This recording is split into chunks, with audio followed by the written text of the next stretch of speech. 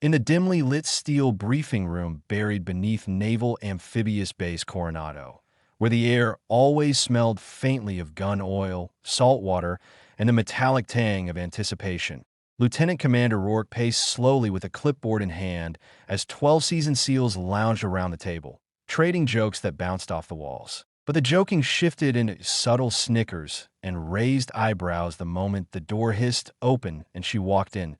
Lieutenant Mara Hale, the only woman in the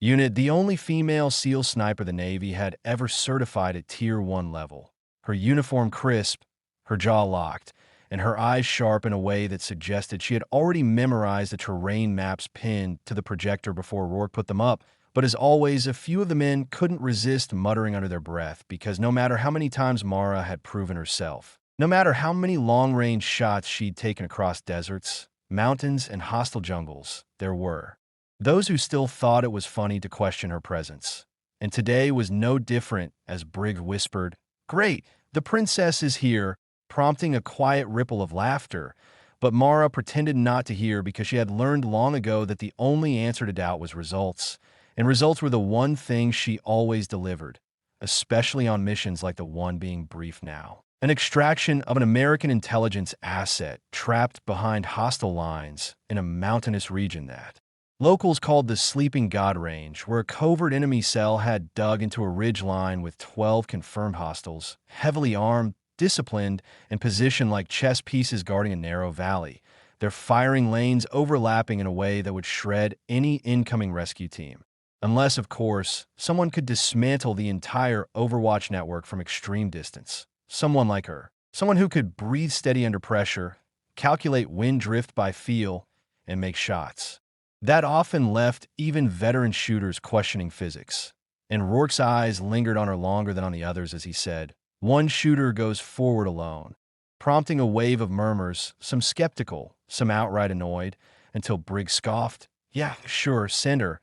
Maybe they'll laugh themselves to death." And a few more snickers rose, but Mara simply leaned forward, studying the topographic layout with the cold precision of someone already constructing firing solutions in her mind. And when Rourke asked if anyone had an objection, she said before the others could open their mouths, "I'll take the ridge," her voice calm, steady, but carrying an underlying force that immediately silenced the room, though not without a few begrudging smirks exchanged between those still convinced she would fold under pressure. But as the team geared up and the Black Hawk thundered into the night sky, slicing through clouds heavy with Pacific moisture, Mara sat near the bay door with her suppressed .300 Norma Magnum rifle cradled in her lap like a living extension of her body, her mind replaying every angle, every line of sight she had calculated from the briefing. And as the wind whipped her braid behind her, she reminded herself quietly that this story would be told later on her Brave Stories,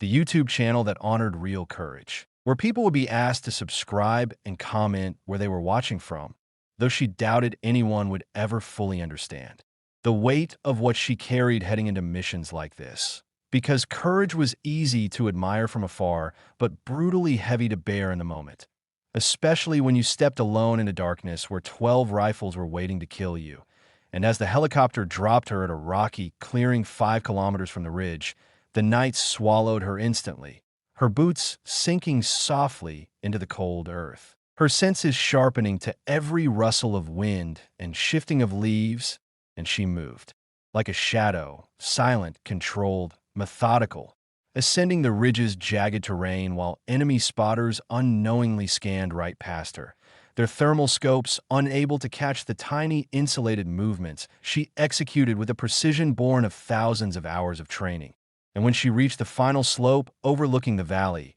she lay flat on the limestone, unfolded her bipod, and sighted the first hostile, a bearded man smoking near a radio station, unaware that she had already measured the exact distance between his heartbeat and the moment it would stop, and she exhaled slowly, squeezed the trigger, and watched him crumple silently, then swiveled 73 degrees to pick the next target, adjusting for the sudden crosswind crawling through the gorge, firing again, dropping another man sprawled across a crate of ammunition. And by the time the third body fell, the camp was erupting in confusion, flashlights jittering wildly, men shouting in languages she couldn't fully recognize, but none of them could pinpoint the direction of the shots because Mara's rifle was suppressed and she shifted positions every 2 kills, leaving no trace but footprints too soft to be heard under the roar of panicked footsteps. And while enemy commanders frantically tried to reorganize, she eliminated the radio man, preventing outside communication. Then the machine gunner climbing a ladder to access the main Overwatch tower, sending him tumbling backward into the dust. And with each precise shot, 7, 8, 9, the camp began to collapse inward, men scrambling for cover that offered no safety from a sniper who saw everything, predicted every desperate movement, and used their panic against them as she took down the 10th enemy, sprinting for the ridge's far edge, followed by the 11th who attempted to drag a wounded comrade behind a bunker, and finally the 12th, the squad leader, who barked orders until a single round cut his command short, dropping him beside the radio console he had been trying to restart. And once the ridge lay silent except for the settling gravel and distant echo of her last shot rolling through the valley, Mara radioed the team with a simple, controlled breath. Overwatch cleared, and those same men who had mocked her earlier sat stunned in the helicopter as Rourke whispered, 12 hostiles, all neutralized. Realizing that the woman they had doubted had just dismantled an entire enemy defense alone, buying them a safe corridor to extract the trapped asset. And when the SEALs reached her position 15 minutes later, they found her sitting silently beside her rifle, the stars reflected in her calm eyes, as though nothing she had done carried any weight at all. Though deep inside, she felt the familiar mixture of relief and sharpened resolve, because she knew the world would always question her, test her, mock her, but every mission ended the same way, with those same doubters realizing she was the one they depended on, the one who turned impossible odds into completed objectives. And as the team flew back across the dark mountains toward friendly territory, Briggs finally sat beside her, staring at her profile for a long moment before mumbling, "Guess we shouldn't have doubted you." And Mara didn't look at him as she answered quietly, "You shouldn't doubt any operator, male or female, who's willing to walk in a fire for you." And for once, Briggs didn't joke, didn't smirk, only nodded with a respect he had never shown before. And when they finally touched down at Coronado, the first rays of dawn painting gold across the landing pad, Mara stepped off the helicopter with her rifle slung low, already knowing that somewhere out there on a screen watched by thousands, her story would be told again on her Brave Stories, where viewers would be reminded to subscribe and to comment where they were watching from,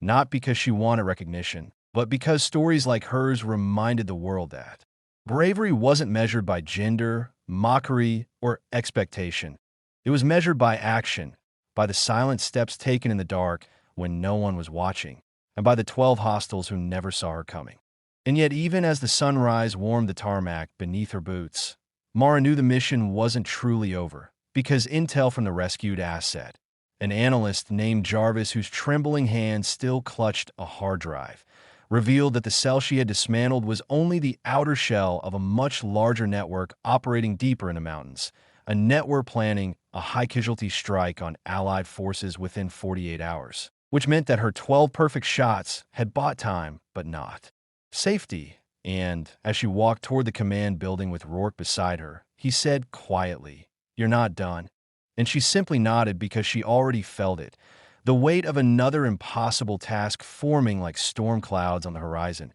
And inside the operations center, the analysts scrambled, piecing together Jarvis's information, revealing a fortified canyon 30 miles east hosting more than 40 hostiles, including an embedded foreign advisor. And the room grew tense when Rourke said they needed an infiltration route that avoided detection, but all traditional approaches were suicide. Yet Mara stood silently over the map until her finger traced a near-vertical chute descending from the northern ridge, a path so narrow, rocky, and unforgiving that no one had used in decades. And Briggs said, "That's not a route, that's a death drop." But Mara assessed the angle, the wind corridor she could feel simply by studying the terrain model. And she said, "It's climbable, and from that position, I can neutralize their sentries before they realize the canyon is compromised." And although skeptical eyes drifted around the room, no one objected because a few hours earlier she had done what none of them could. And as the team prepared for the second op in less than 12 hours, faces dirty, muscles exhausted, adrenaline still humming, Mara cleaned her rifle with quiet, ritualistic precision, each motion smooth, controlled, as though she were brushing dust off memories, rather than metal. While outside, the rotors of the second Black Hawk began spinning, sending waves of hot air across the landing zone. And when they lifted off, she stared out at the Pacific again, the blue expanse calming her heartbeat, the way it always had since her childhood, when she would lie on the beach listening to waves and imagining distant horizons where challenges waited to be conquered. And as they approached the mountains again, jagged cliffs slicing through low clouds like serrated blades, the pilots hesitated near the drop point because the updrafts were vicious, threatening to slam the helicopter against the rock face. But Mara simply nodded, stepped to the edge of the bay door, and leapt without hesitation, her rope line snapping taut as she rappelled down into the icy wind, boots crashing against the rough stone before she detached and pressed herself against the cliff. The helicopter peeling away just in time to avoid a sudden gust that could have been fatal. And alone again, because it always seemed to begin with her alone, she scaled the final 40 feet to reach the narrow ridge path she'd identified, her breaths controlled, each careful foothold chosen with instinct and experience, until she reached the upper lip of the northern canyon and flattened herself low, scanning through her scope at the enemy encampment below, where 4 sentries patrolled lazily, unaware that the woman they mocked hours earlier had already removed 12 men and was now preparing to remove 4 more before breakfast. And she exhaled slowly, the world narrowing to the thin crosshair resting on the first sentry's temple, squeezing the trigger and watching him slump forward silently, then pivoting to catch the second guard adjusting his radio, falling before he even realized he had been targeted. And when the third and fourth began shouting, she dropped them both within the span of a heartbeat. And instantly the canyon erupted with scrambling enemies trying to figure out what invisible force was picking them off. But before they could organize, Mara radioed the team to advance through the southern slope while she suppressed the high ground, and she shifted positions rapidly, firing at weapons caches, detonating explosives that threw dust clouds into the air, disorienting the hostiles, while below her the SEAL team breached the canyon walls, trading gunfire with entrenched militants. And at one point, Briggs was pinned behind a boulder with rounds, sparking inches from his helmet, until Mara, without needing coordinates, adjusted her elevation and dropped the shooter holding Briggs down, earning a surprised thanks hail over the comms,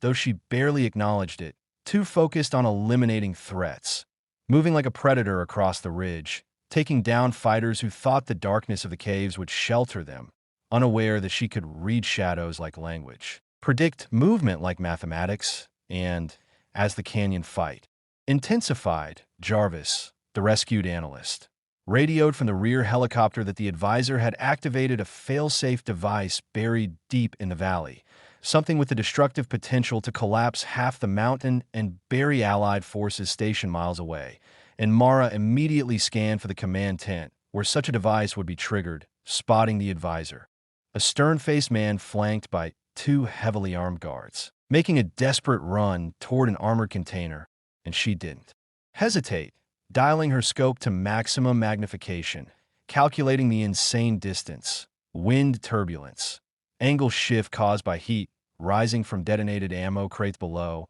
even the tremor of the canyon floor. And she took a deep breath, the kind of breath that quiets the soul, steadies the pulse, and belongs only to snipers who had long ago accepted that they lived between heartbeats. And she fired a single round that traveled like a whispered verdict across the valley, striking the advisor through the throat before he could reach the container, dropping him instantly while the 2 guards froze, confused, and before they could react, she fired twice more, eliminating them and ensuring the fail-safe device remained untouched. And when the dust finally settled, the canyon silent except for echoing debris and distant bird calls, the SEAL team emerged with bruises, cuts, and singed gear, but alive, because Mara had dismantled not 1, not 12, but now over 20 hostiles in less than a day, proving again that her presence was not just valuable. It was essential, and as they extracted, Briggs looked at her differently now,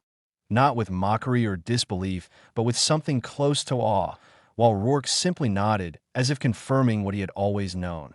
that Mara Hale was not defined by the doubts of others, but by the results she delivered. And when they returned again to Coronado, 2 missions completed. 48 lives saved according to the analysts. Mara walked once more across the landing pad, exhausted, bruised, clothes dirty with mountain grit, yet standing tall, and someone from the media shouted questions, but she only said, "Tell the story on her brave stories. Tell them to subscribe. Tell them to comment where they're watching from, because courage isn't mine alone. Every operator out there fights for someone." And then she disappeared into the base, her silhouette dissolving into the rising morning haze, already preparing for whatever impossible mission would be handed to her next, because the world always had another battle waiting, and she was always ready. Continuing from the exact moment she walked into the morning haze, Mara felt the familiar weight of silence settle over her as she entered the dim hallway leading to her quarters,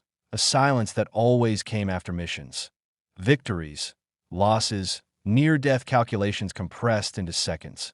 And as she peeled off her gloves, feeling the sting of scraped knuckles and the dull ache of bruised ribs, she reminded herself again that despite everything she'd accomplished, there would always be new missions, new doubts, new men whispering in briefing rooms, yet also new lives counting on her unseen presence. And though she rarely allowed herself to feel pride, she felt something close to it when she realized that the 12 hostiles on the ridge, the 40 in the canyon, the advisor with the failsafe, every bullet she fired and every step she took alone in the dark had created a chain of survival for people she would never meet, families she would never know. And as she reached her room, she was surprised to find the door slightly ajar. Inside, the entire SEAL team, Briggs, Torres, McKnight, even the ones who laughed during the briefing, stood quietly, awkwardly, holding a small wooden case engraved with the trident, and Briggs stepped forward with a humility she had never seen in him, saying, "You saved my life twice in one day. We all owe you more than jokes or doubt." And he extended the case, hands shaking not from fear, but from the weight of respect. And inside the case was a custom-made challenge coin stamped with her call sign Spectre, because she moved like a ghost, struck like judgment, and saw what others couldn't. And though she usually kept emotional distance, something in her chest tightened.